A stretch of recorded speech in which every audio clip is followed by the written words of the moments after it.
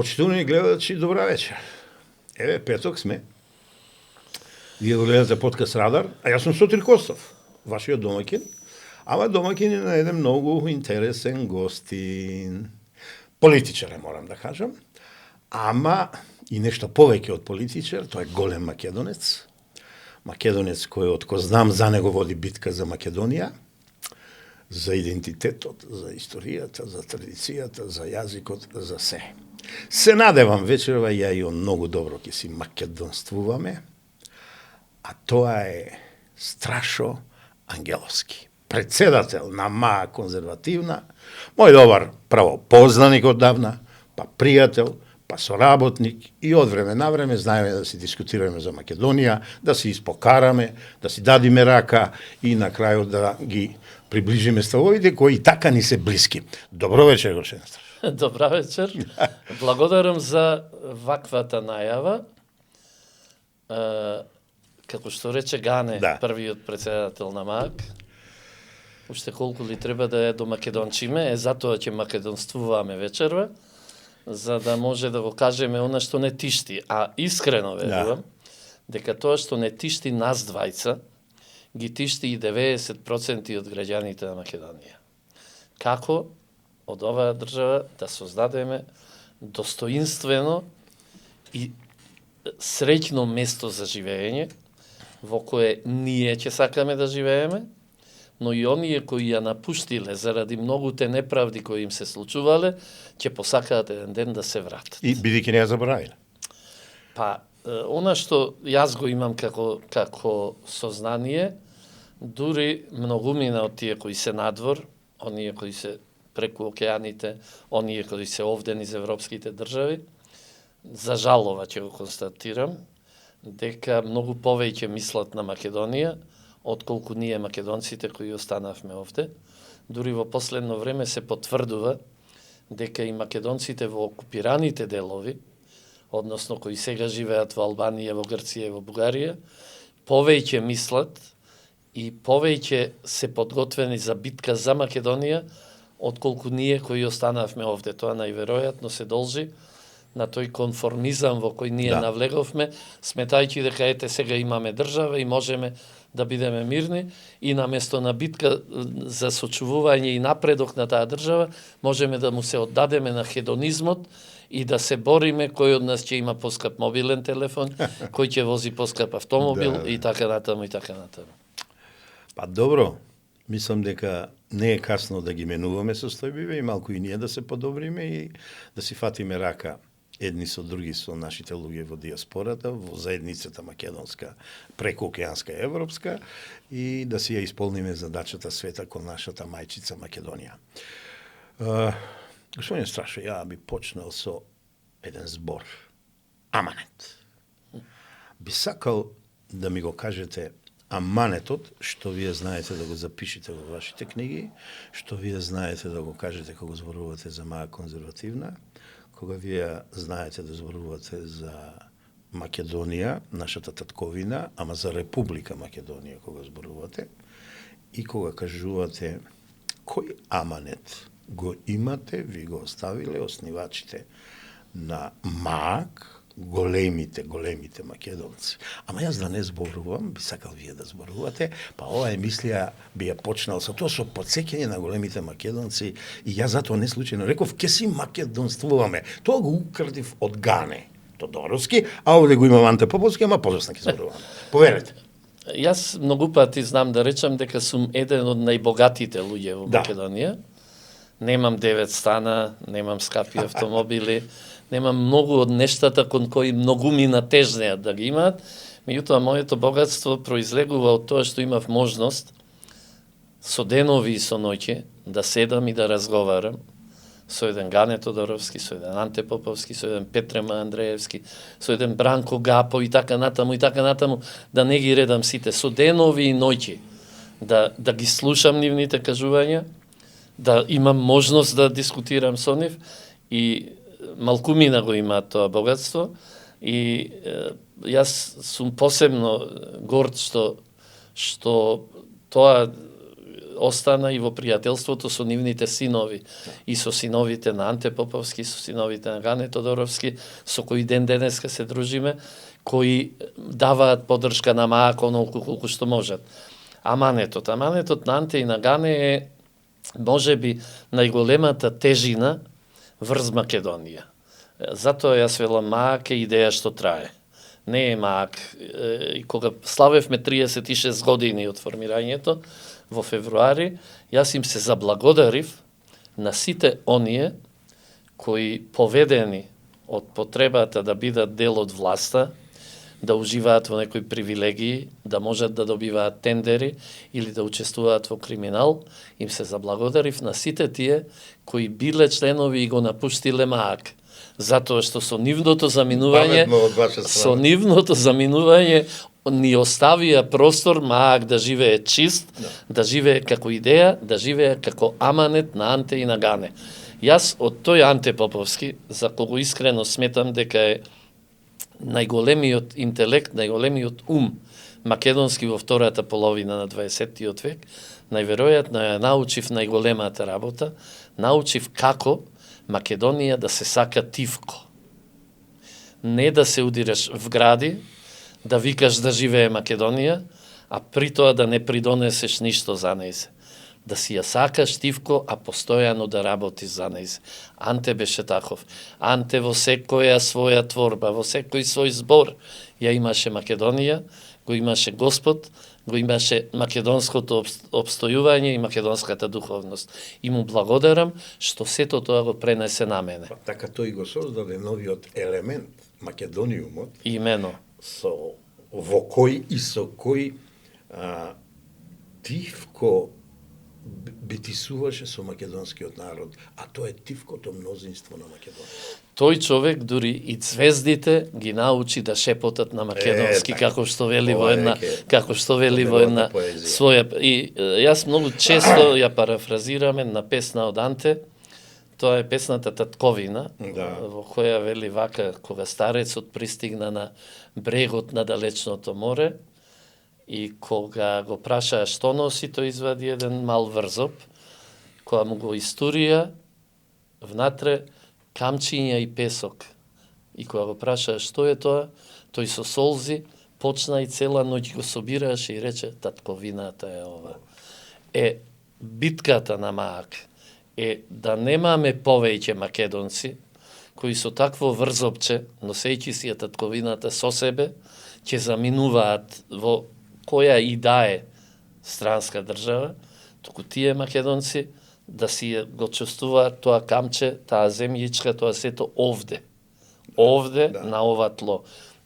Македонија има можност да си ги сочува децата овде. Македонија има можност да стане земја како што треба. И јас во најавата рече дека зборувам за Република Македонија. Јас никогаш не зборувам за Република Македонија, затоа што Република Македонија е само мал дел од Македонија. Не мислев она јас секогаш зборувам за Македонија, затоа што Македонија има една целост. И јас сум единствениот жив македонец кој отишол во Организацијата на Обединетите нации. Амането таму ви како декларација. Тоа е еден дел од Амането, 98 на 27 мај бе во Организацијата на Обединетите нации во Женева, каде што поднесов меморандум за ревизија на Букурешкиот договор. Член 23. И многумина тогаш ми велеа не можеш да постигнеш ништо. И јас бев свесен. Меѓутоа, и Димитрија Чуповски, кога на Лондонската конференција го однесе барањето за зачувување на Македонија во нејзините етнички граници и ја однесе и картата на етничка Македонија, може би не постигна ништо. Но моето одење во Обединетите нации беше само доказ за континуитетот на македонската борба. И јас сум задоволен што некој утре или задутре ќе може да се повика на тој мој документ и да каже дека одиме во континуитет да си ја побараме враќањето на она што значи етничка Македонија во нејзините граници.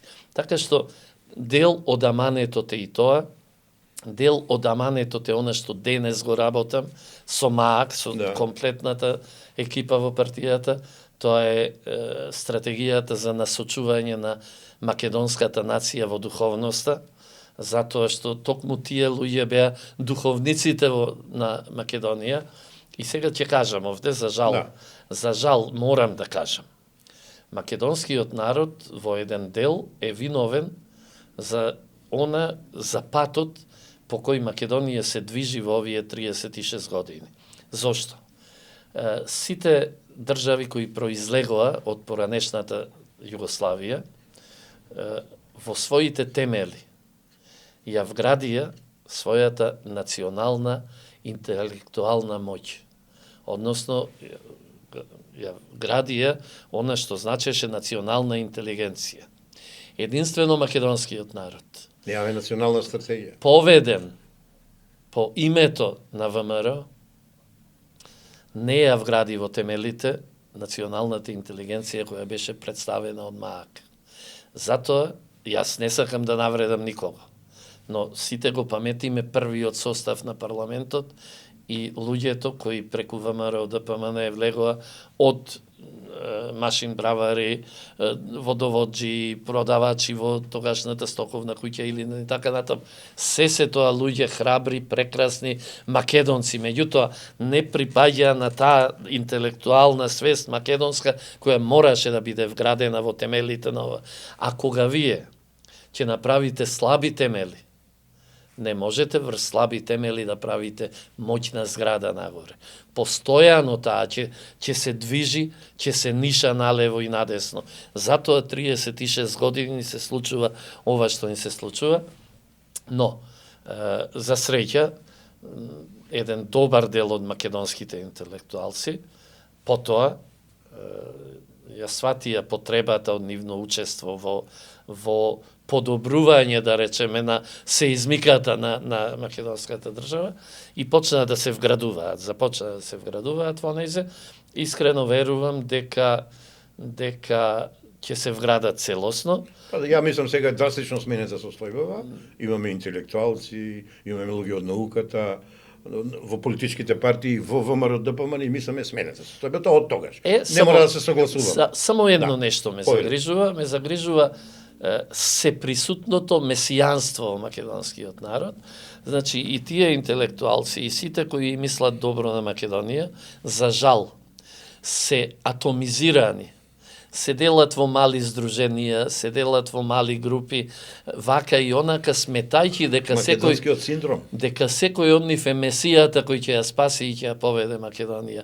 Еднаш мораме од тој синдром на месијанство да се одвоиме и да прифатиме дека имало и пред нас некој кој дека не почнува историјата на Македонија со нас и со формирањето на мојата партија, со формирањето на моето здружение, со формирањето на не знам група ваква или онаква.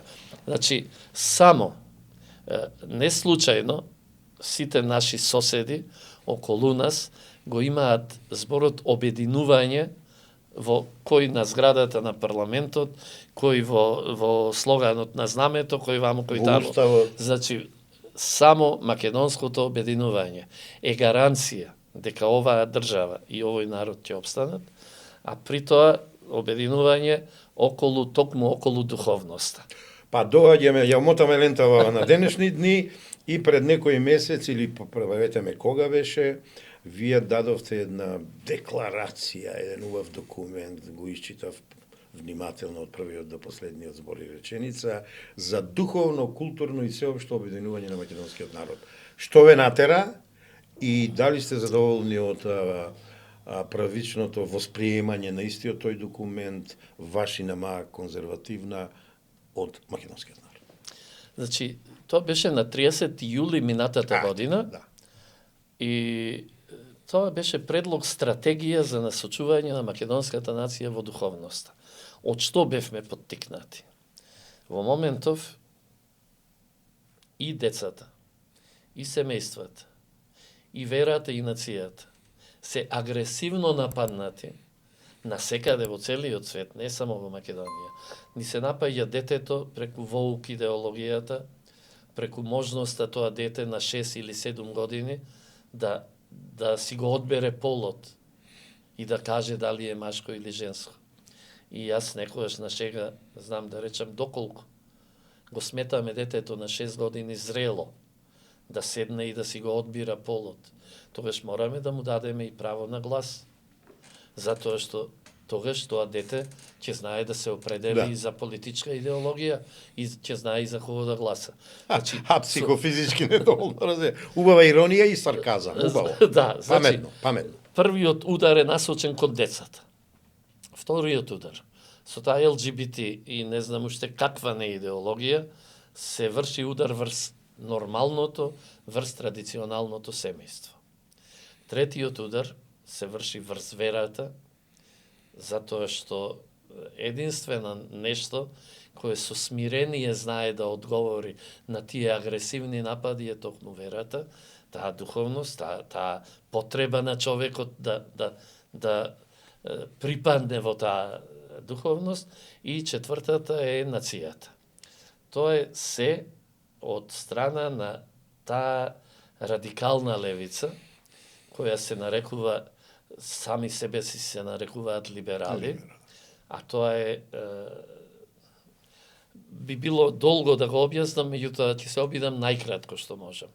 Корените на сето ова потекнуваат од 24-те протоколи на сионските мудреци. Таму е зацртано се што денеска се случува. Тие и такви протоколи потоа се вовед во она што Маркс го пишува не како идеологија, како водич за управување со светот од еден центар, за уништување на државата, на нацијата, на верата и на семејството. Па тоа сега се случува. Ама Маркс тоа го има напишано. А некој боиште?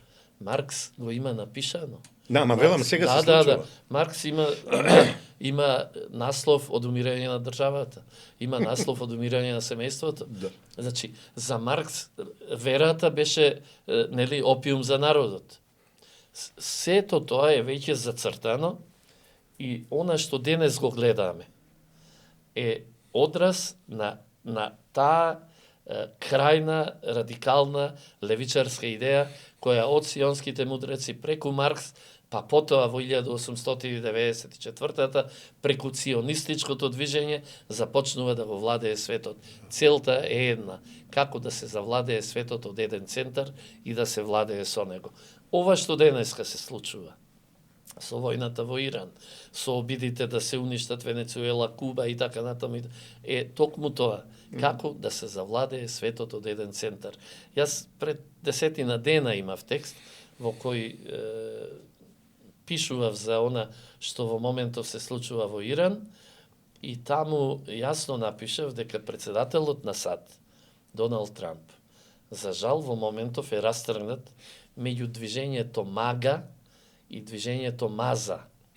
МАГА како Make America Great Again, или да ја направиме Америка повторно голема, и МАЗА како Make America Zionist Again, односно да ја направиме Америка повторно ционистичка. Да.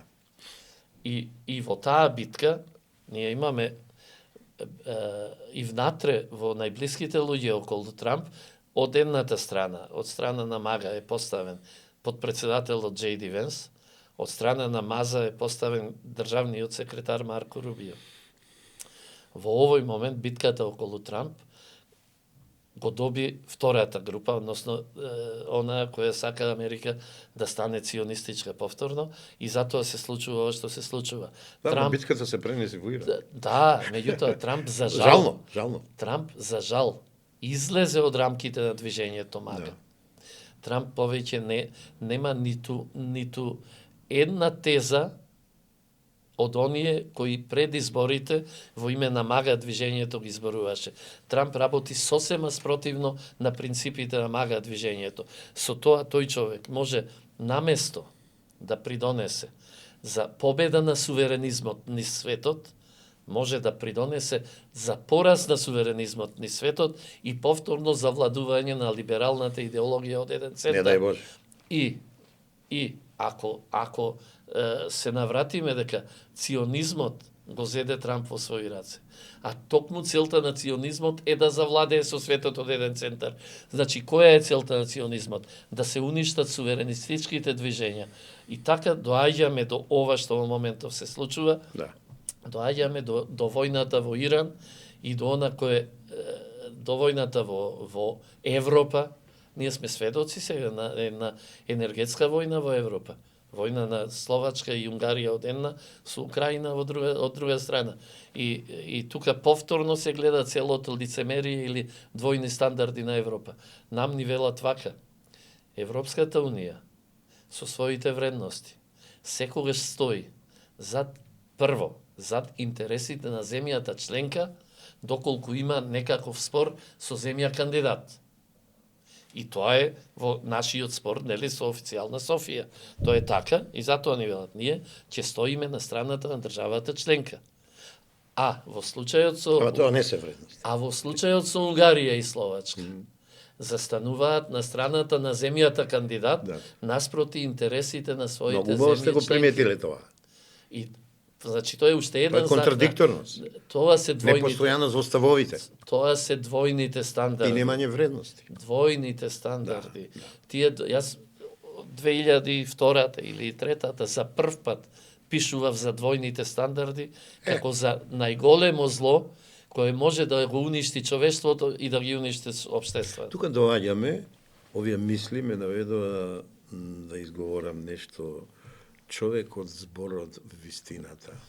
Ја вака ќе си го тоа приватизирам и ќе речам човекот Страшо Ангеловски преку својот остар збор во позадина јасната мисла се обиде на македонците да им ја даде вистината. Не можам, тоа е една трилогија голема од вас напишана за 20 и кусор години колумни, ама гледам дека трилогијата ја почнувате со поразена демократија, велите.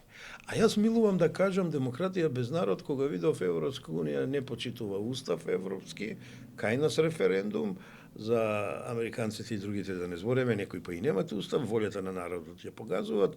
И јас вака велам, дали демократијата треба да се ја вратиме, бидејќи таа е искривоколчена, таа е извадена од својот оригинален зглоб, демократски, јас би рекол, а вие многу одамна, ретко читам, ама ќе морам малку да ве парафразирам, кога му се обративте на еден културен начин со едно писмо на Лоренс Батлер, 2003 година, на неговото констатација што сум ја подзаборавил, ама ви верувам дека е така, заврши времето на демократијата, а ви му велите, дали доаѓа времето на војната и на страдањата? Оп, сега сме 2026 година, го имаме тоа. Ве молам ваш коментар за ово што пред 20 и кусур години, вие на еден званичник од Соединените Американски држави му кажувате дека се на погрешен пат. Тоа беше едно отворено писмо кое во колумна го објавив. Да, уште тогаш се надзираше. Да. Дека тој обид на либералните елити да го загосподарат светот од еден центар, дека ќе мора да доведат до војна, дека ќе мора да доведе до ова. Малкумина сакаа тоа да го прифатат, повеќемина сакаа да слугуваат на тие либерални елити, затоа што беа добро платени, да се разбереме, ние во Македонија се уште имаме луѓе кои очи ќе ви извадат ако го нападнете таквиот либерализам, односно таа радикална левица која уште ги сонуваат Сорос и Усаид. Ете така и паричките. И затоа не сакаат да се уште имаме луѓе кои веруваат во таа иреална, ирационална, наспроти реал политиката која се случува околу нас. Јас бев свесен уште тогаш, пред 23 години, дека реал политиката е нешто сосема друго, а не е тоа што ни се продава преку мејнстрим либералните медиуми во светот и кај нас.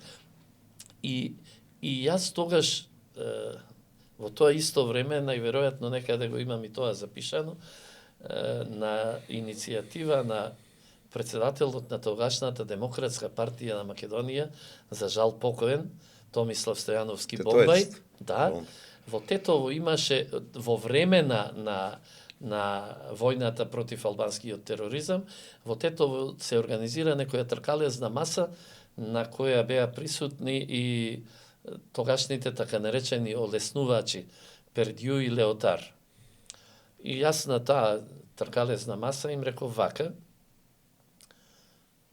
имавте воведено расен апартхеид во Јужноафриканската република, кој за жал, ваша жал, беше растурен.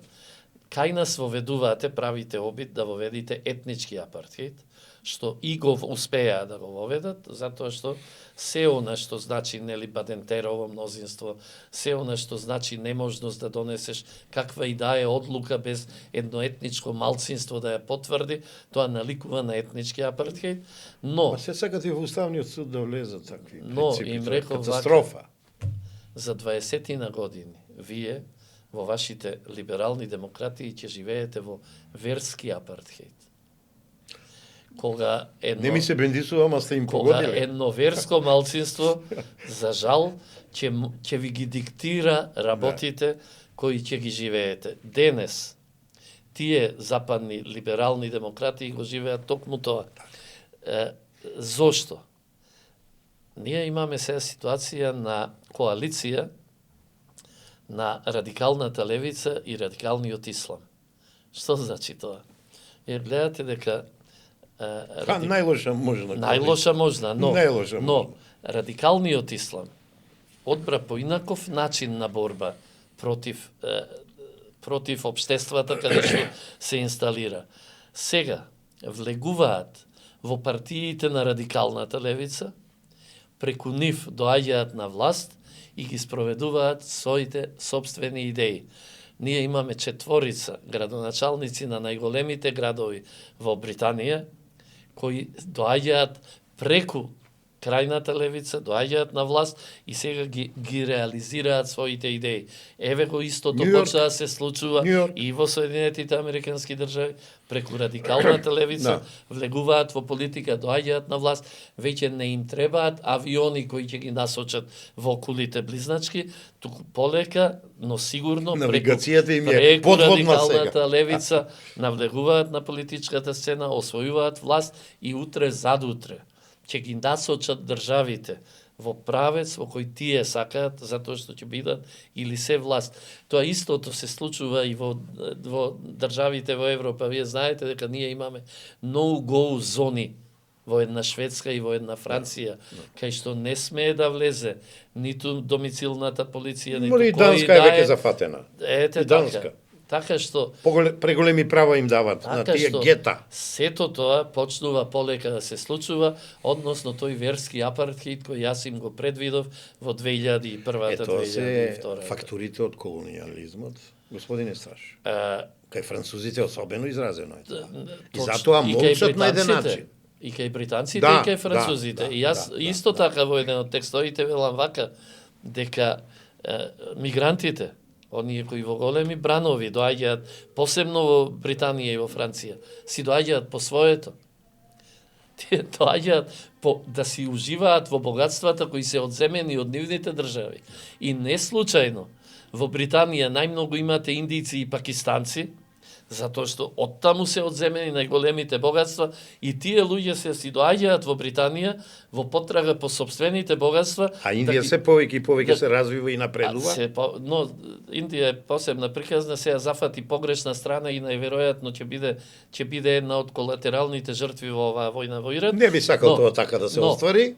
Бидејќи најмногу бројна држава. И јас не би сакал, но за жал, исто така пак Франција најмногу доселеници ги има од земјите на Магреб, кај што, нели, и тие си доаѓаат по своето да си уживаат во украдените богатства од нив. Така каде се диамантите, каде е златото, каде се уметнините. Тој колониализам е причината, да речеме најдиректната причина, сеќавањето на колониализмот е најдиректната причина покрај војните кои ги тераат, да ги тераат на такви миграцијски движења овие народи. Пред година-две кога ги читав овие вашиве трилогии Човекот, зборот, вистината, дојдов до нешто што ја многу одамна го имам изговорено на еден митинг за црвените кмери. А гледам ја многу убаво и реков ке ќутам на телевизиски настапи. Нема да зборам, кога ќе имам прилика со страшно да зборам, ке го актуализирам. Ама вака ја прашам. Има ли црвени кмери во Македонија и дали ги неутрализиравме после 17-та година? Провокативно ќе ти одам, господине, страшно. Таа теза за... А ќе објасниме кои се црвените кмери? Одавна се 70 и која година, Пол Пот и така натаму Камбоџа. Ама оставам на вас. Црвените кмери, да. Јас говорев дека Заев и неговата дружина се црвените кмери на Македонија. Па, што ни направија? Па, а за да им биде јасно на оние кои не гледаат и не слушаат, црвените кмери е движењето на Пол Пот. Кој? Прво, сакал од тогашна Камбоџа да направи селска држава, строго селска држава и негови најголеми муртинска? Негови најголеми противници биле интелектуалците. И тој ги ликвидирал ефикасно интелектуалците. Накрај, значи ликвидирал се што е учител, професор, наставник, доктор, се. Накрај, еден од најголемите диктатори се води. Накрај, знаеш како ги ликвидирал? Ги ликвидирал според трагата на очила на носот. Ако имале трага од очила, ги сметал за интелектуалци и ги убивал. Тоа прогласил нулта година, дека од почетокот на неговото владење за истото нам ни се случи со црвените кмери во времето на Заев. Продавачи на расипани пиперки по пазарите на бивша Југославија, баш луѓе кои немаат 3 грама училиште, луѓе кои нели сами кажуваат дека бегале од часови, ама еве станале премиери и така бегајќи од часови, и така натаму ја добија власта во Македонија. Без да добијат избори, морам да кажам. Без да добијат избори и тие и таквите исто така ја воведоа нулта година од постоењето на една нова, за жал, на една нова творба. Тоа е, не сакам ни името. Ја не изговарам. Меѓутоа, таа држава која од нивно време започнува од нулта точка.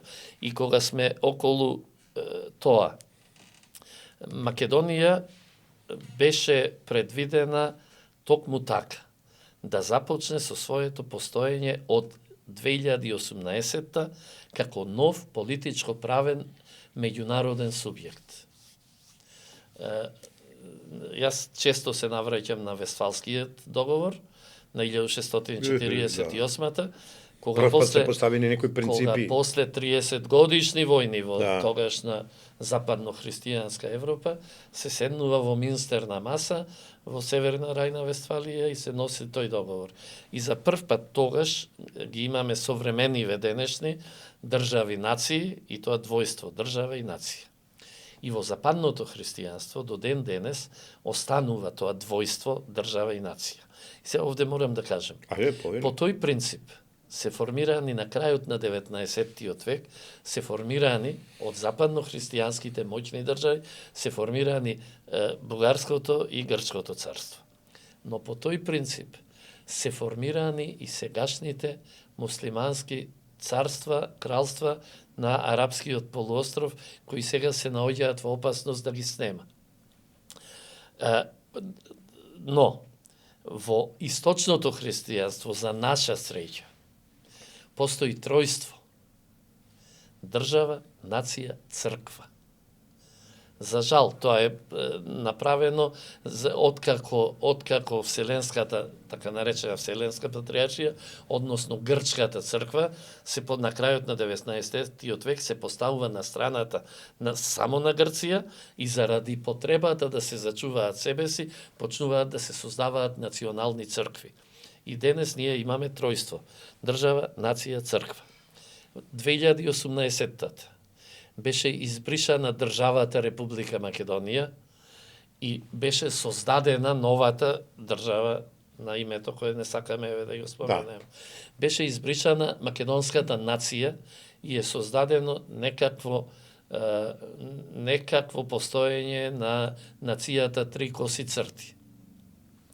И за тоа пишуваат. Да. Трите коси црти. Да. И единствено како трет столб, кој се уште постои, а заради кој не може да се создаде новата државотворна меѓународна позиција на таа нова е Македонската православна црква. И со неја играт пинг-понг, покушава. Не е случајно. И за ова пишува во Цариград, Белград, во 2022. Украина, Русија, и за тоа пишувате, ама ајде белки нема да им се оствари. Значи грчката црква од Цариград, која себе си лажно се представува за некаква вселенска патриаршија, всушност таа и таква има 5000 своји Моја до бројка сте ги изброили. Да. Во неколку околу држави. 5000 ги има во Турција, онаму каде што е седиштето. Има околу 1.500.000 во Грција и претежно во северна Грција и на Додеканезите. Тоа се оние острови кои Грција ги има окупирано од Турција и има 5,5 милиони своји членови во Северна Америка. И тоа е таа вселенска. Таа бројка мако ми изненади. Да. И таа е таа така наречена вселенска патриаршија која се обиде 2022-та да ни наметне да Македонската православна црква да се вика црквата од Охрид или да се вика православна црква на Северна Македонија. Што е равно на Доколку го прифатевме тоа, ќе беше подкопан и третиот темел и од тој момент нашата држава ќе станеше сосема нова творба, Полпотовски ќе започнеше од нулта време, и ние денес ќе бевме дефинитивно погребани. Не случајно, цело време барам и зборувам да и даваме целосна поддршка, ама целосна поддршка на Македонската православна црква. Да и даваме да обстане на своето постоење. А мислам тоа и го правиме, колку можеме. Како последен гарант за нашето постоење. Низ вековите тоа се покажало успешно. Сега. Има тука, јас повторно со пример го кажувам сето нешто. Така е најдобро. Нашите свештеници, дел од нив, знаат да станат плен на хедонизмот и да излезат од духовноста. За жал, токму оние кои треба да ја поддржуваат. И како пример им го кажувам Поп Стојан. Разловечко остание. Поп Стојан 150 години. Поп Стојан е татко на сопругата на Димитрија Поп Георгиев Беровски. Тоа му е зет. На човекот кој го крева Разловечкото востание. Малкумина знаат дека Поп Стојан во тоа време го продава целиот свој имот за да купи пушки за востаниците. Така треба да се однесуваат. И Димитар Поп Георгиев Беровски, и тој го овластува да продаде. Зборувам за Поп Стојан, за човек кој припаѓа на Македонската православна црква. По примерот на Поп Стојан треба да се однесуваат и нашите денешни припадници на Македонската православна црква. Јас не велам да си го продадат имотот, меѓутоа да избегаат од замките на хедонизмот и да работат на духовното, на она што значи, ќе се вратам сега, бидејќи избегавме од стратегијата за насочување на македонската нација. Во духовноста, сега ќе се вратам таму. Во таа стратегија зацртавме 50 точки на кои мора да работиме. Прва од нив е верата. Многумина, кога ја објавивме стратегијата, без да ја прочитаат, и велат вака, сега во верата и во црквата само една од 50. Само една од 50 точки е верата и црквата. Ја и така сватив. Само една од 50 точки. И тука не е само црквата, затоа што јас јасно набележуваме македонската нација, не македонскиот народ. Ние во македонската нација имаме и припадници на другите религии. И тие треба да се вратат назад во духовноста, затоа што две религии кои живеат во духовност извонредно добро се разбираат и се почитуваат. Религии излезени од духовноста не се разбираат и се спротивставени и се непријателски. Ние за жал во својот обид да го завладеат светот од еден центар, тие радикални левичари, така наречени либерали, успеа од исламот да создадат две струи. Едната е радикалниот ислам, а втората е либералниот ислам. Опоменуваше Хантингтон. Либералниот Војна ислам на цивилизациите. кој го имаме на Пишувате Балканот. вие и за тоа? И пишува. Либералниот ислам го имаме на Балканот. Дури пежоративно балканските муслимани ги нарекуваат бриселски муслимани, затоа не што сум работат, слушал, бриселски. да, затоа што искрено не работат сум на интересите на Брисел. На Брисел, да. И затоа се залагаме во таа стратегија сите религии во Македонија да си се вратат на постулатите на духовноста, за да може да се почитуваат меѓу себе, за да може да соработуваат меѓу себе. Меѓутоа, тука има уште редица точки. И тоа е култура во вистинска смисла на зборот. Имено. Наш Гоце како имено. рекол, културно, поле за културен напад. Имено. Потоа, зборуваме дека децата треба да ги воспитуваме. Дека машкото дете треба да има една жена со која ќе создаде природен брак, со која ќе создаде деца и потомство и за кои ќе се грижи, исто како што на почетокот ловците мажи се грижеле за своите семејства. Женското дете да биде воспитувано, дека има обврска, да создаде брак со еден маж, при што ќе донесе на свет ново потомство, со што ќе го продолжи и човештвото и собственото семејство. И при тоа, велиме дека во образовниот процес мора да се воведе воспитната компонента. Порано, тоа се викаше воспитно-образовен процес. Денес се вика образовен процес. Ние мораме да ја воведеме воспитната компонента. Дури во таа стратегија бараме, по примерот на Јапонија, го гледаме односот на јапонците каков е.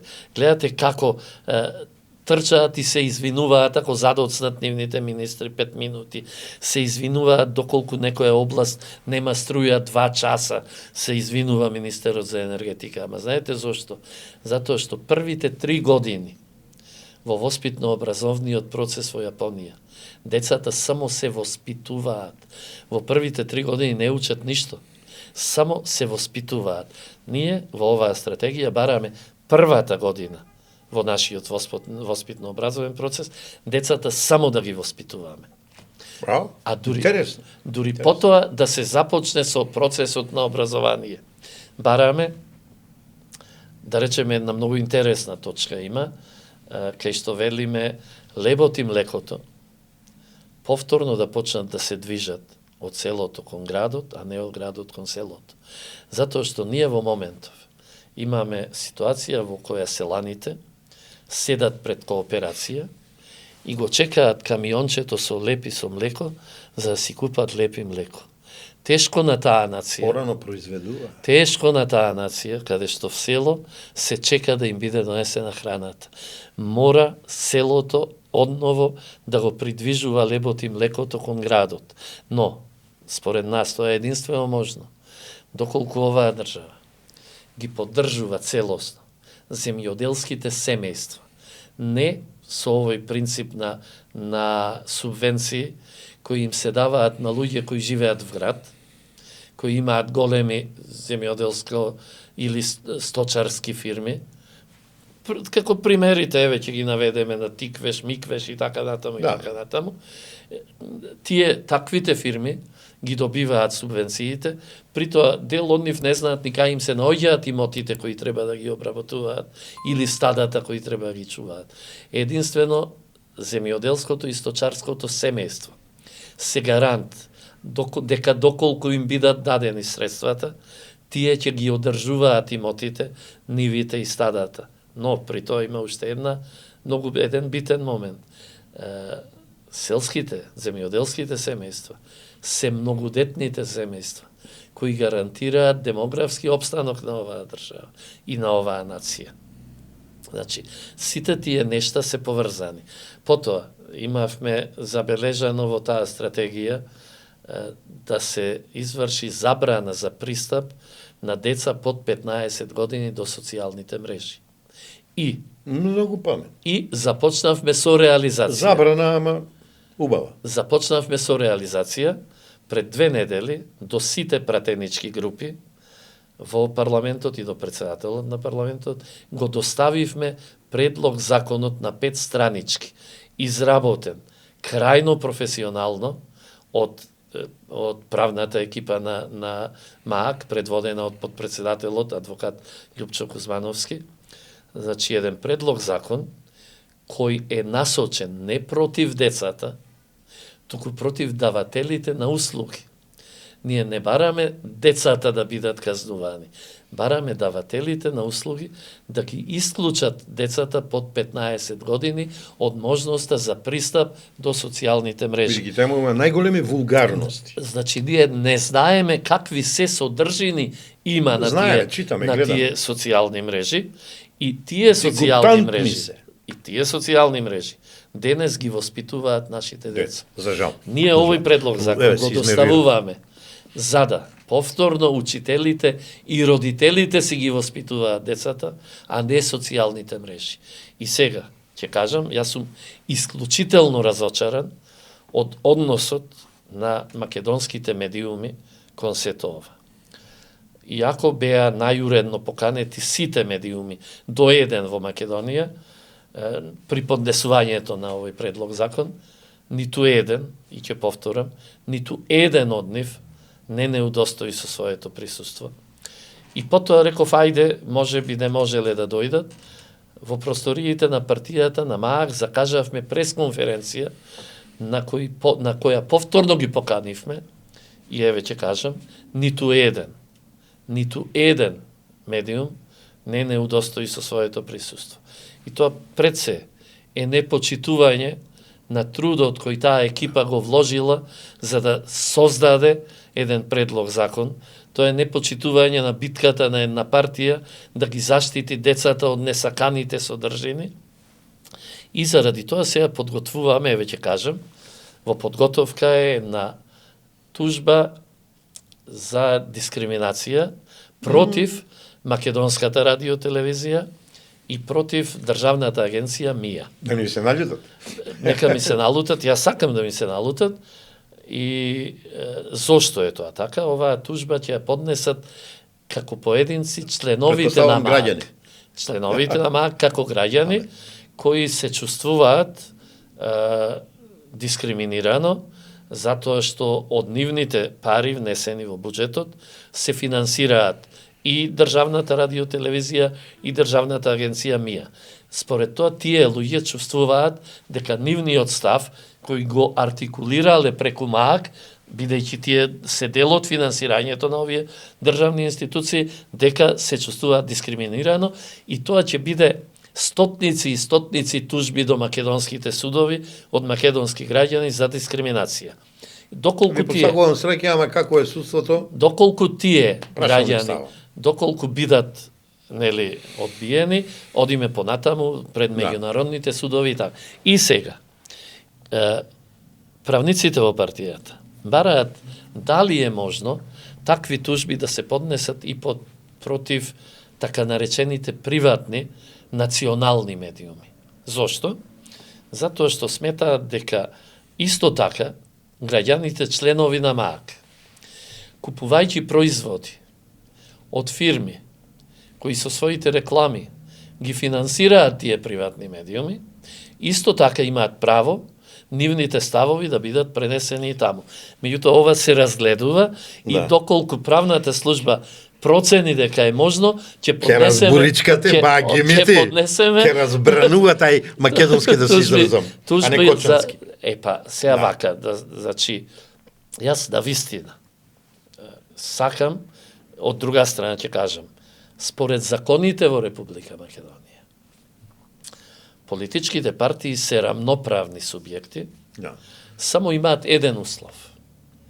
Да имаат 1000 членови, кои со изјава на нотар и со свое државјанство го потврдуваат регистрирањето и формирањето на партијата. И потоа на секои 4 години тоа да го потврдуваат со изјава на нотар. Значи, само тој услов постои во македонскиот устав и во македонските закони за да бидете рамноправна политичка партија со сите останати. Ама во реалноста? Значи, ние имаме во светот примери кај што... Во финансирањето? Во медиумската представеност? некој си дава Работници себе се си менуваат. да ги дискриминира според не знам кој основ, единствен основ е тој. 1000 членови, Да. не постои друг основ. Не постои ниту основ дека мора да сте парламентарна партија.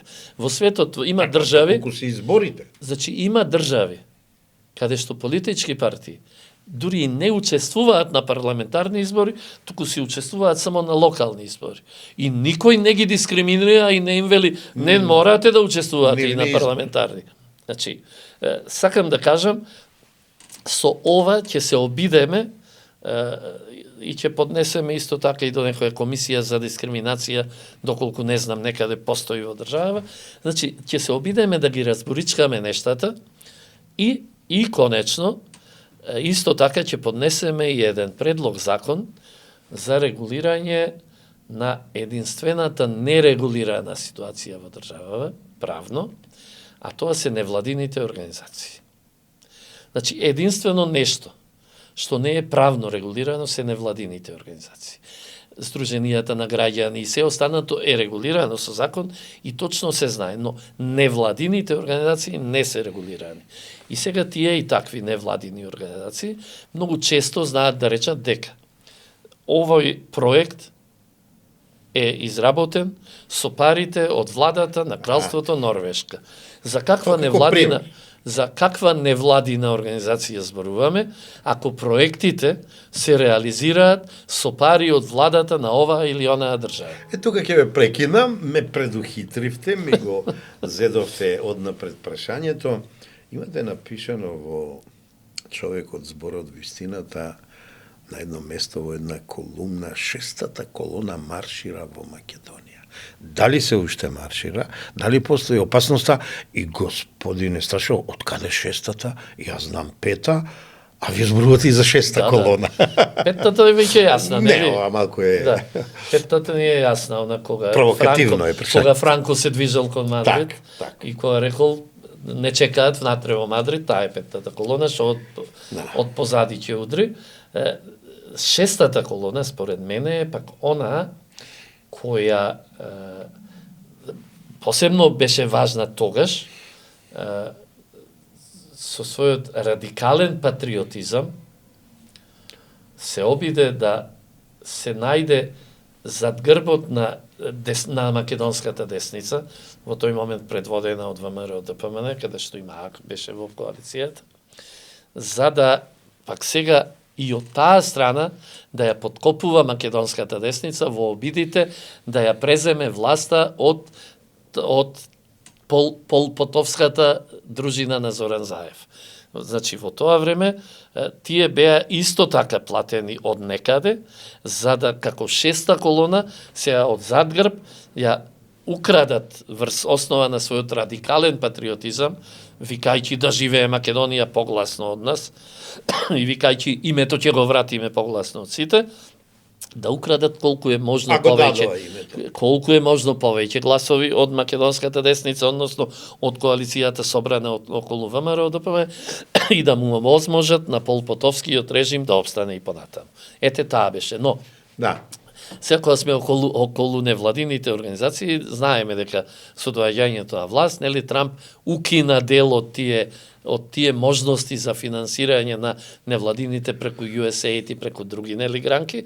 Меѓутоа, тие веднаш многу брзо се престроија и се свртија кон дојката на Европската Унија, за да кажам, тие се призми, тие се вистиномери, тие се бројачи на факти, на аргументи, ама ова се е под наводници. Се извинувам, продолжи. Да. Јас имам многу често пишувам и за нив, за ждановистите од нашиот сокак. Тие се ждановистите. Во времето, во Сталиново време, во тогашниот Советски сојуз, нели, ждановистите биле тие кои ги проверувале фактите, биле вистиномери и се она што не е на линија на официјалната политика, го прогласувале за неважечко. Тука морам да ви кажам, сино инаče за Страшо Ангеловски, што ќе се припремам, знам кој е, знам за што се бори, а викам, ај што е најново за Страшо, влегувам во лаптопот и туку тап, ви пуштиле Тешка Теофил Блажевски, од вистину мер, зборува дека вие, замислете, спинувате кога зборете за изронетите вредности на Европската Унија, за тоа дека тоа веќе не се основните постулати кога е создадена Европската заедница, дека тука нема конзистентност, дека нема морал, нема етика и не го прифаќа тоа како демократско размислување на поединец граѓанин, на председател на партија, туку вели дека е спинување. Па, господине Сташо, имате право кога велите ждановисти. И денес тој ждановизам се пресликува целосно. Значи, јас дури правам компарација на Советскиот сојуз и Европскиот сојуз. Со право. Или Европска унија, Зошто која да ја не? нарекуваме.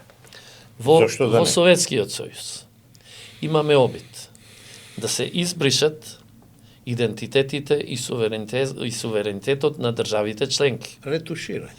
Во Советскиот сојуз имаме обид, односно не обид, туку воведување на една валута. Во Советскиот сојуз имаме еден официјален медиум, тоа е Московска правда. Во Европскиот сојуз имаме обид за уништување на идентитетот и суверенитетот на државите членки. Ева Македонија. Не е само Македонија. пример дамо. Имаме Кој најмногу ме боли. воведување на една валута и имаме еден официјален медиум, тоа е бриселски политико. Значи, сосема истото се случува... Ама Шенген зона, еврозона, од втор ред членки Кобајаги, трет ред и така натаму. Сега, јас затоа постојано велам. Европската унија е најголемиот непријател на европските држави. Зошто? Ја би рекол на европските народи. Ама не спорам, доискажете си ја мислите. Држави и нации. Зошто? Затоа што Европската унија може да биде моќна и се помоќна и помоќна, одземајќи се повеќе од суверенитетот и од идентитетот на европските држави. Се додека... Ала база на кој легитимитет? Нема легитимитет. Морам вака да ви прачам. Нема легитимитет, токму затоа. И сега јас во Хрватска ја земам најчесто како пример. Зошто? Затоа што Хрватска во 90-тите години низ крвава војна Татковинска. си го поврати суверенитетот кој го беше имала дадена, доброволно дадено во централата во Белград. Сакаше да си го поврати и си го поврати, ама низ крвава војна со жртви. Таа Хрватска денес од тој суверенитет кој со крв го поврати нема ништо. Пак го даде во Брисел. Воениот суверенитет му го даде на НАТО, политичкиот суверенитет го даде на Европската унија и последно од 1 јануари минатата година го даде и економскиот суверенитет на Европската централна банка. А држава која не си ги печати сама собствените пари, таа држава дефинитивно нема суверенитет. Не случајно бугарските граѓани протестираа пред 1 јануари годинава за да не се воведе. Не е случајно ден денес протестираат, затоа што тоа е последниот чин на давање на собствениот суверенитет. И сега, кога го формиравме МААК беше формиран со цел да си го вратиме суверенитетот кој го имавме дадено во централата во Белград. И ние тоа го сторивме во 91-та како народ и како држава. За жал. Референдумот, да. За жал. По 18-та. За жал, не е само 18-та. Не. 2001-та, пардон. Не, веднаш после тоа, двете најголеми политички партии, не осврнувајќи се на барањето на МААК за неутрална и демилитаризирана Македонија, се согласија околу своите декларации за членство на Македонија во НАТО и во ЕУ. Членството во НАТО и во ЕУ е враќање на вратениот суверенитет некаде на друго. Мене ми е сеедно дали некој мојот суверенитет ќе му го даде на Белград или на Брисел, ако го немам кај мене овде во Македонија. За мене е врховизам и Белград и Софија, и Москва, и Вашингтон, и Брисел. Се е врховизам. Само промакедонската опција... Тоа е малку остро, браво. Ама, А добро, еве, ако да размислуваме логично, дали не е така. Констатација. Така што, ние многу брзо од добиен суверенитет, кој за среќа без војна го вративме, многу брзо се согласивме, односно мнозинството од граѓаните, гласајќи за двете големи партии, се согласија тој суверенитет повторно да го дадеме некаде надвор. Ма ако станува 36 години, доследен на својата теза за неутрална и демилитаризирана Македонија, и сега таа наша теза се повеќе доаѓа до потврда. Посебно сега со војната на американско-израелската агресија врз Иран. Ај пред било што да кажете за војната, ќе дојдеше на ред и тоа, иако полека веќе треба да размислуваме за завршување. Нешто ќе прочитам, устари не, ќе парафразира. Во човекот зборот вистината на едно место подсетувате на култната коса, мюзиклот, на Милош Формен, и вака велите од прилика. А тоа во коса, као порака е дадено. Белиот човек го прати црниот човек од прилика 20.000 километри подалеку да го убива жолтиот човек во име на безбедноста на Соединетите Американски држави, и ние ја браниме безбедноста на земјата која ја украдовме од црвениот човек. Ова е најголемата пародија, најголемиот абсурд што ни се случува, а тоа е за време на Виетнамската војна, ама еве сега имаме војната во Иран и вие и јас не ја оправдуваме, јас сум пацифист, за вас вие ќе кажете од кои причини. Видите што ни се случува. Може би затоа вие на неколку пати пишувате Жаркјус, обвинувам, уште за времето на Ирак, би сакал да ве чујам сега во Иран, за Иран каков е вашиот однос. Војната во Иран. Значи, на израелците и американците против Иран, цивилизација со XX илјади години. Иранците не се обични арапи како другите, имаат и поинаков јазик и поинаква култура, да не кажам тамо печатот на Александар Македонски уште стои, и сега завршивме со Ирак, ајде ќе уништуваме и друга цивилизација. Бар така ја гледам, може би грешам, не знам.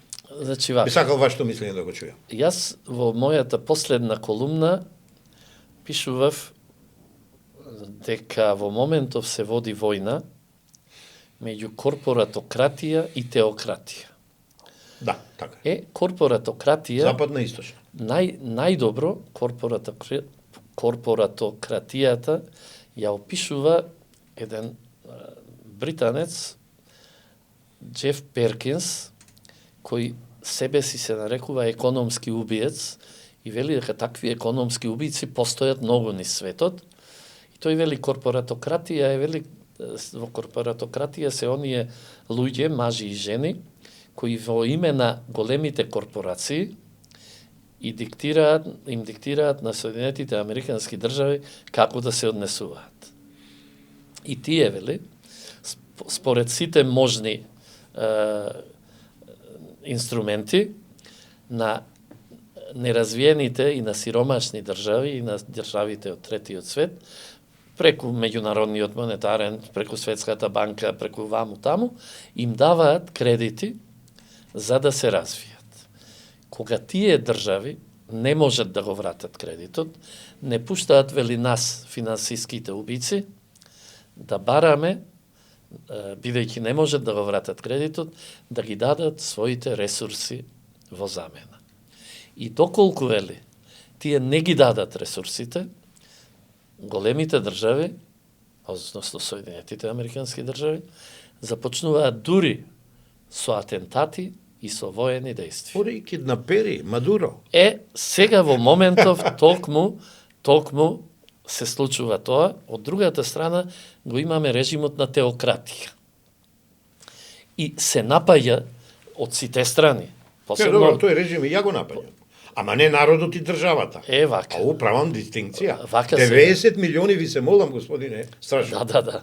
Но ние забораваме дека во моментов има две теократски држави во светот. Едната е Иран, Другата? втората е Ватикан. И ајде Папството. да поразговараме за ватиканската теократија. Избегнувам ради После тие педофилиите. вака сега Избегнувам, ама Вака вам ќе сега. ви дозволам. После Втората светска Ќе војна, ви овозможам, се извинувам. да, после Втората светска војна, кога се чувствувал страв од можното советизирање или комунизација на Европа, се воспоставува операцијата Гладио. Во операцијата Гладио учествуваат ЦИА, американската мафија и Ватикан. Американската мафија ја шверцува дрогата од Азија,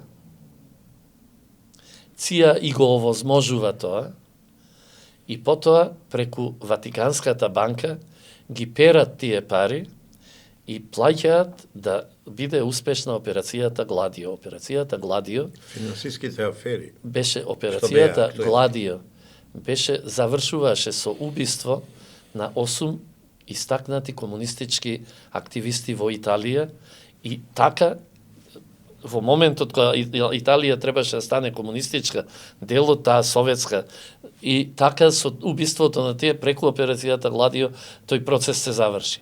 Со операцијата Гладио беше изведена државниот удар во Грција. Значи, Ватикан, таа теократска држава, учествува во многу од валканиците кои се случуваат во светот. Да не зборуваме за педофилијата и за се она што тој и таков... Поддршка на нацизмот во прва фаза. Поддршка на нацизмот. Анте Павелич. Не само Анте Павелич, примери давам. и Салазар во Португалија, да речеме, таа и така, тој и таков Ватикан е ударната тупаница за растурање на Варшавскиот пакт и Советскиот сојуз. Да. Ние знаеме дека во тоа време папата Војтила, пољак, со целосна поддршка на солидарност на Лех Валенса, го започна процесот на распаѓање на Советскиот сојуз и на Варшавскиот пакт. Пареган го доврши. Учеството на Ватикан. Го прелага. Да, учеството на Ватикан во она што во моментов се случува во Украина е 100%. Да не зборувам. Дека Бандера уште ги наследниците негови ги прават Балканите работи контра русите, оние што се 18-20% во Украина, и тоа не сака Европската Унија да го санкционира, премолчува и ја брани Украина. И знаеме, се сеќаваме на 80-тите години, кога банка Амброзија, Ватиканската банка, нели, со сите своји афери, кога и управникот на банката го најдоа мртов под мостот, удавен во Темза и така натаму и така Колку натаму. мистерии ли има во тоа папство? Тоа се утре двете, да збориме малку тоа ќе се ни двете теократски држави во моментов во светот. Се за едната молчиме, а другата ја гранатираме. Повторно двојни стандарди, сакам да речам, но во секој случај не можеме да оправдаме, барем јас не можам да оправдам, доколку е точно дека девојки и жени се ликвидираат затоа што не ставаат, Така, па не затоа се рековме, облекуваат режимот не го оправдува. според стандардите, но Да. јас не знам дали е тоа За точно. осуда е тоа. Дефинитивно. Не прифаќање. Доколку е така. Така. Тоа е за целосна осуда. Од друга страна, тоа е нивни начин да се спротивстават на обидот на радикалната левица да им го либерализира општеството и да им ги внесе содржините на воук идеологија, на да ЛГБТ најдите. идеологија, мојот начин за да се спротивставам е воведување во духовноста. Мојот начин во Македонија да се спротивставиме на таа... Не, тоа убаво го кажате со вашата платформа резолуција. Така. Што ли, како ја нарековте? Иран си го нашол нивниот начин преку теократско владење да се Ја заборавив спротивстави едно на да тие кажем кога вредности. во тој дел завршивте. Вие на најпластичен начин во оваа емисија фактички зборувајќи за вашата платформа, пластично објаснивте постулатите, основите, стандардите, да речам нормите на вистинскиот конзервативизам. вистинскиот Да кажам, конзервативизам. ве молам. Зборувавте за човекот како единка, зборувавте за семејството, зборувавте за образованието, зборувавте за воспитанието. НД, се е кажано. За верата и за Се е нацијата. кажано. А да видиш што го испуштив. И за го националниот констатирам. идентитет. Да. Затоа што јас сметам дека светот, доколку се оди како што треба, ќе биде заедница на национални идентитети. Тука доаѓате на терен со кој сакам да завршам. Не, само да, Ајде, да ајде. завршиме Да, околу да. теократијата и доколку имало 20, 30, 50 милиони жртви жени во иранското општество. Мораме да го осудиме. Но, ајде да се сетиме дека во либералните општества имаме стотици илјади жени кои работат под црвените фенери. Дека имаме илјадници девојчиња заробени во порноиндустријата. Браво. Дека имаме илјадници или десетици илјади однесени Грозна, ама вистиница на островот Епштајн, однесени, каде што светската елита се изживувала врз нив. Ајде, зошто не ги осудиме тие и такви вредности кои И пошироко, а демократијата што ја спроведува кон Асанж? Значи, повторно, двојните Демократијата. стандарди се рак рана на човештвото. Тие двојни стандарди ќе го уништат човештвото, кои двојни стандарди ги прокламира само таа радикално левичарска либерална елита. И затоа, кога зборуваме за иранската теократија, ние мораме да зборуваме и за гнасните, да речеме, нели, одвратни однесувања. Мораме и за одвратните однесувања на овие либерални елити. Ама, И сега, а да не заборавиме, тие сегде губат на избори сега. ќе видиме дали ќе губат.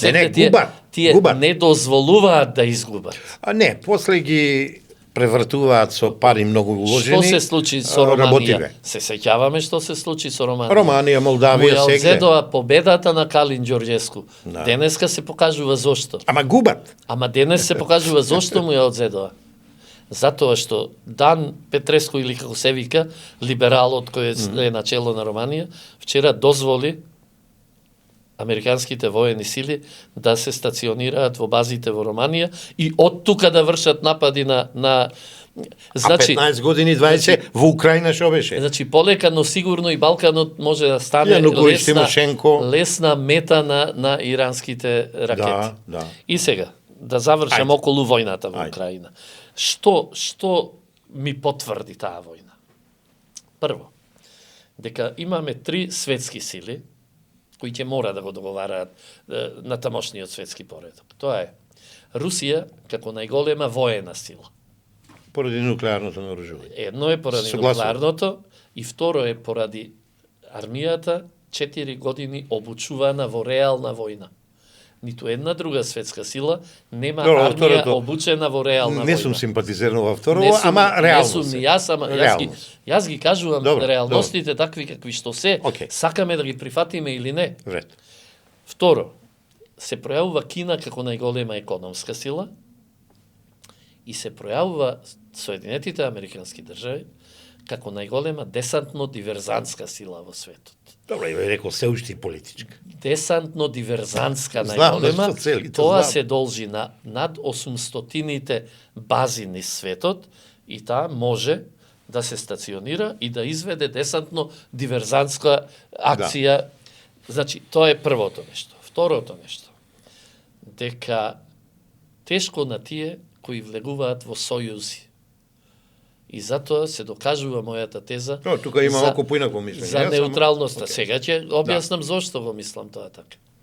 Многу мина кога беше Башар ел-Асад тргнат од власт, рекоа ете, Русија како се однесува кон своите сојузници. Кога му се случи на Мадуро исто. И факт е дека е тешко да си сојузник на Руската Федерација. Може еве се нешто да ти се случи. Но од друга страна сега. Сега атакува на Куба. Сега и Куба. Но од друга страна, кои се најголеми жртви од агресијата врз Иран? Американските сојузници. 9 држави се гранатирани од Иран. Значи, дисперзирана е американските војната. сојузници се најголемите жртви од Колатерална војна, штета. од вооружената војна, а американските сојузници од Европа ќе бидат најголемите жртви од економската војна која допрва следува. Значи, не е добро да си сојузник.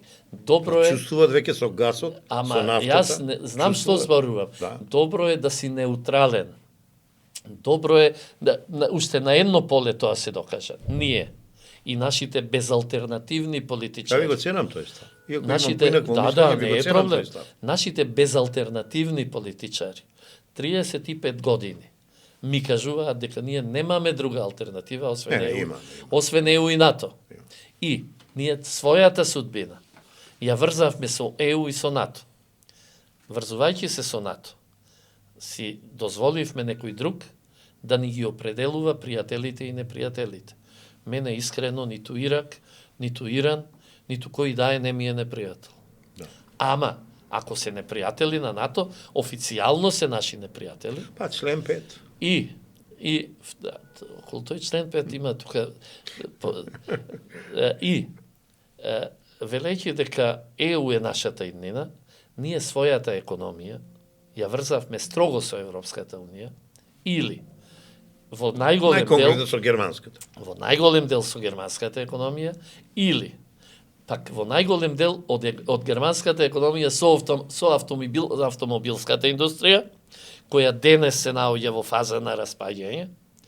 И сега ние гледаме А Кина што прави со дека електричните и сега со ние, батериите? ама сега сме сведоци дека тие кои нам ни забрануваа од Европската унија, ни забрануваа соработка економска со Кина, со Индија, тие сега одат и коленичат во Индија за да го Што подпишаат? за да го отворат, па го подпишаа договорот мајка на сите договори, за да го отворат пазарот од 1.400.000.000 луѓе. И исто така одат и коленичат во Кина за да пак од нивниот пазар може да добиваат ретки суровини и она што им треба. И сега ние, А ние со Кина соработивавме пред 15 и сега ние ќе треба нашата соработка со Индија и со Кина да ја вршиме преку земјите од Европската унија, а не самостојно. Ете тоа, Мислам дека можеме и директно. не, Мислам. нема да ни биде дозволено. Ба, ќе видиме. Нема да ни биде дозволено. Ете, тие се нештата заради кои јас упорно се залагам за неутралноста и демилитаризацијата на Македонија, затоа За што ова второто гласам со две раци. затоа што колку и да сакаме ние да се вооружуваме, секогаш ќе бидеме најслабата армија на Балканот. За жал. Немаме моќ, треба да следиме колку последниве години се вооружа Република Србија, колку се вооружа Хрватска, се вооружува Бугарија, ги примаат на своите територии НАТО базите и Бугарија и Романија. И мора да сме свесни дека околу нас се создаваат воени сојузи од држави членки на НАТО. Хрватска, Првиот воен сојуз го создадоа Хрватска, Косово. Албанија и Косово. Значи, внатре во рамките на НАТО се создаваат нови, помали регионални воени сојузи. Вториот, како одговор на тоа, го создадоа Србија и Унгарија. Третиот а каде е отворен Балкан? Третиот го создадоа Израел, Грција и грчкиот дел од Кипар. Како одговор на тоа, Турција најави создавање на така наречено исламско НАТО со Саудиска Арабија и Пакистан, во кој утре задутре требаше да влезе и Иран. Сите тие воени Симпатии кон таа оска. и Против тежак ја прави. И Република Бугарија веднаш изјави дека би се придружила на воениот сојуз Хрватска, Албанија, Косово, а Србија веднаш пак пројави аспирации да се придружи на воениот сојуз Израел, Кипар, Атина. Сите тие воени сојузи Вардарската долина се сечат кај нас остана. исто како пред Балканските војни. Потполно истото ни се случува како пред Балканските војни. И затоа јас зборував, ако не сме неутрални и ако во овој момент или ќе прифатиме страна затоа што сите овие сојузи се случуваат внатре во НАТО. Сите воени сојузи се Малку несватливо е. Многу е сватливо. Да не. Знам што зборувам. Да е на економска основа соработката, јас ја оправдувам. Многу е сватливо. Регионална соработка, молим лепо. Или ние денес треба да се приклониме кон еден од тие воени сојузи, што би било погубно. Да. Или да им оставиме на македонските граѓани, кога ќе дојде момент, секој да си ја стави сопствената капа и да влезе во туѓи војни и повторно ги некако во балканските војни за туѓи. Или единствено да прогласиме неутралност под гаранција на трите големи светски сили: Русија, Соединетите Американски држави и Кина. Таа е зошто јас говорам. Јас сум за штом сме членови на НАТО, доследно спроведување на политиките на НАТО, единствен третман на сите. Дозволи, кои се тие? Молим лепо. Кои се тие политики на НАТО, во кое НАТО се создаваат посебни воени сојузи? Ја не би на крајот за НАТО, бидејќи јас сум антинатовец. Да. Ама почитувам мојата држава што склопила договор и ова власт ја поддржувам кон ЕУ интеграциите и не сакам да одмогнам. Тука овој да можеме да го завршиме. Би сакал многу поинтересно и поведро да збориме и да завршиме. Јас морам да кажам. Ајде. Јас сум Македонија да биде дел од европското семејство. Јас тука немам дилеми. Но како сојуз на суверени европски држави. И народи. Што јас и нации. Онаму каде што јас нема да бидам од кого и да е уценуван за да станам дел од тоа друштво. Онаму каде што сите ќе влезат со својот багаж, позитивен и негативен, и каде што внатре ќе разговараме за можностите дел од тој багаж да си го симнеме од собствените плеќи. Ние денес, јас во една колумна имав и напишано дека можеме да се викаме РУМ, Република уценета Македонија. Значи, не сакам во такво друштво. Да, и не треба да се исклучително многу сакам во Европски сојуз, ама сојуз на суверени држави. Се ти мислам дека Заев беше уценет. Па го направи тоа што го направи. Да не се враќаме. Не знам дали беше уценет или платен. Па и тоа е, па платен. Тоа не е уцена. Тоа е затоа почнува со уцена, завршува со подаништво и платеништво. Бар така ја мислам. Впрочем, добар дел од емисијата посветивме на духовноста, а духовноста е есенцијата на идентитетот, на еден начин така сватено. И јас тука ќе актуализирам една книга од Френсис Фукујама, која во нашата јавност не зборува за нејзе, Идентитет, потреба за достоинство и политика на незадоволство, каде што тој зборува за духовност, гордост, потреба за почитување, достоинство, а вие цела емисија ми зборавте за тоа. Да. Тука ве молам. А вели, ако сме незадоволни, ние мораме, што ни прават големите сили, ние мораме да даваме отпор, да покажуваме незадоволство, за да го искажеме нашиот нагон за промени, народот го искажа 94 и 95 и нагон за обстојување. Ова е прашањето на идентитетите. Значи, национален, родов, религиски, локален, државен, секаков Фукујама зборува, а ја мислам вие ако за нешто најмногу се борите и како поединец и како маа конзервативна, тоа е зачувување и истакнување на најубавиот идентитет во светот и тоа македонскиот идентитет. Ова ќе го спојам и тука негде би предложил да завршиме. Веќе морам јас да одговорам. Не, па, ви давам збор, полека. Со вашиот, нашиот, македонскиот Анте Поповски, со една книга напишана за него од Кристина Николовска, каде што можеби најдобро ни е представен. Вика, Македонија на географските мапи, една прекрасна книга она е напишена, вика, мапите се неми сведоци за Македонија.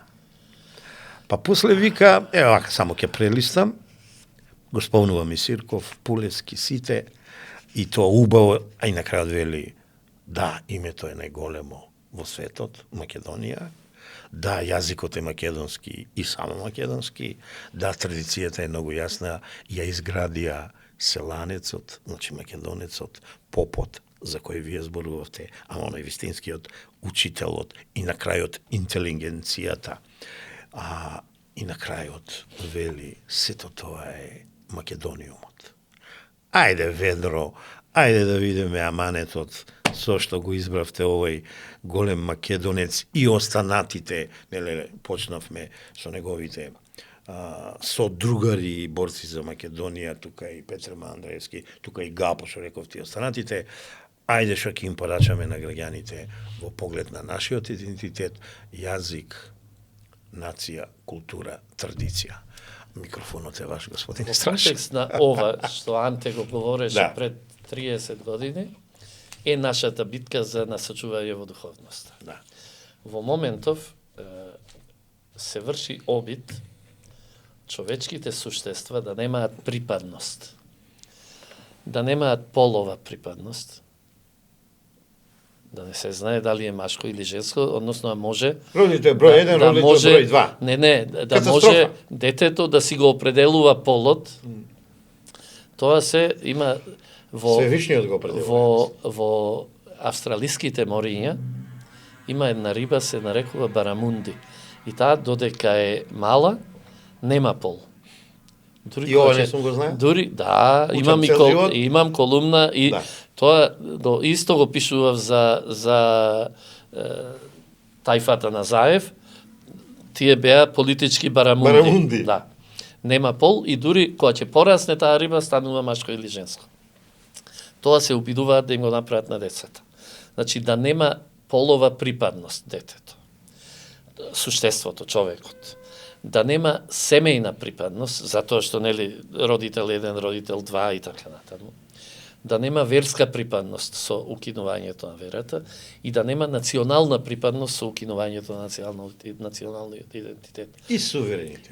Таков човек кој нема припадност кон ништо, тој е зомби кој се движи по планетата и со кој многу лесно може да се манипулира и да се раководи. Затоа нациите, доколку се успее во таа намера, се осудени на пропаст. Меѓутоа, помалите нации се осудени на побрза пропаст, затоа што се понеотпорни. Ние спаѓаме во малите нации. Затоа мојата заложба, нашата заложба на МААК за насочување во духовноста е обид час поскоро да се спротивставиме на сето ова, за да ја зачуваме нацијата. Ние, доколку продолжи ова агресивно лудило на уништување на овие 4 категории, ние ќе ја изгубиме македонската нација. И с краја било. И затоа сум разочаран од односот на македонските новинари, затоа што и дента кога ја промовиравме оваа стратегија за насочување на македонската нација во духовноста, кој документ го сметам за еден од темелните документи во оваа современа... Моите пензионерски кругови и други ја читаат, само колку да знаете. Но ниту еден медиум и тогаш ниту еден не дојде да пренесе и да каже, да каже исто како што и сега со законот, предлог законот за децата и нивниот пристап. Сакам да кажам дека и тие луѓе се дел од ова општество. Дека ако ме снема мене со мојата национална припадност, ќе ги снема и нив. Ако страдаат моите деца и моите внуци од непримерните содржини на социјалните мрежи, ќе страдаат и нивните деца. Тоа сакам да го сватат. Дека ова мора да биде наша заедничка битка. Зошто? Оваа битка за насочување во духовност треба да го води човештвото, треба да ја водат нациите, но пред се, секој поединец во својот ум. Битката за насочување во духовноста се води најпрво со отворање на умот кон духовните, кон вистинските вредности, наспроти наметнатите вредности од таа радикална левичарска либерална елита. Прекрасно кажано, ме испровоцира додатно прашање за крај. Пред 2 дена видов Европскиот парламент разговарат на тема само бугарските европратеници ја посочуваат Македонија, ама еве на кој начин ја оценувам и барам ваше во 3 до 5 реченици мислење, ја оценуваат со јазикот на пештерата и однесувањето на џунглата. Нели е тоа срамота на однесување на еден политички субјект на една наша соседка држава на Европска Унија, кон апликант во Европската Унија. Ве молам вашиот став и вашето мислење за однесувањето на нашите соседи. Значи, во една реченица ќе го кажам. Ајде. Таквиот нивни однос не зборува за нас, туку зборува за нив Браво. и за нивното рамниште на достигнато духовно и вредности на кои треба да припаѓаат. Ништо повеќе. Браво. Што е страшно? Се што почнува и се развива и се одвива треба и да заврши. А мене ми беше големо задоволство да се македонствуваме, да се збориме. Фативме нешто историја, фативме нешто духовност, фативме нешто култура, фативме современие, овие војни што и јас и вие не ги сакаме.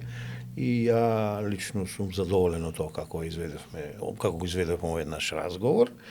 Се надевам ние ќе си продолжиме и понатаму со соработката и со овакви разговори, а секако и ќе се гледаме во некои други прилики, бидејќи ние покрај информативен подкаст сме и едукативен, а вашиот настап во голема беше едукативен, воспитен и образовен, за кој јас сум радосен, што е преку медиумот подкаст Радар.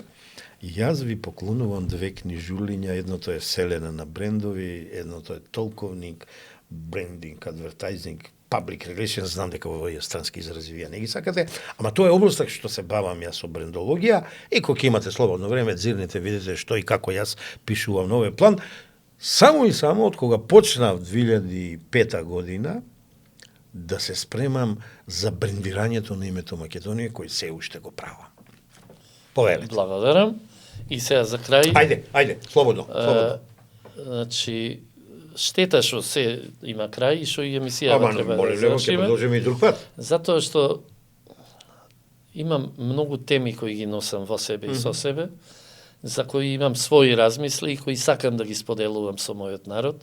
Да. Сакам да ги споделувам со оние кои ќе Пратите ги во облик на порака, кратка порака. Сум оневозможен од македонските медиуми, затоа што очигледно сакаат да ја направат вистината невидлива. И затоа благодарам на можноста да бидам гостин. Ќе си се самопоканам себе си за во некоја наредна емисија. Во секој случај ја ве поканувам. Не само поканувам. И да поразговараме повторно. Благодарам уште еднаш. Ова се прифаќа, инаку не. Отворена е поканата, од причина што се знаеме ние сега, да не одам во приватност, уште од тие првите митинзи се знаеме, од митинзите говори кај што се држеше на камиони, на трактори и така натаму, кој беше битката за Македонија, а овој пат се трудевме актуелни теми да зафатиме, а има ли поактуелна тема за идентитетот, духовноста, образованието, воспитанието да се збори во 21 век, кои се занемарени. Голема благодарност до вас, ветувам ќе се видиме уште еднаш. Ова беше подкаст Радар, ова беше Сташо Ангеловски, ова беше нашиот разговор за актуелните аспекти прашања на идентитетот, културата, јазикот, нацијата. Ви благодарам за вниманието, се гледаме, слушаме и разговараме следниот петок. Довидување, драги.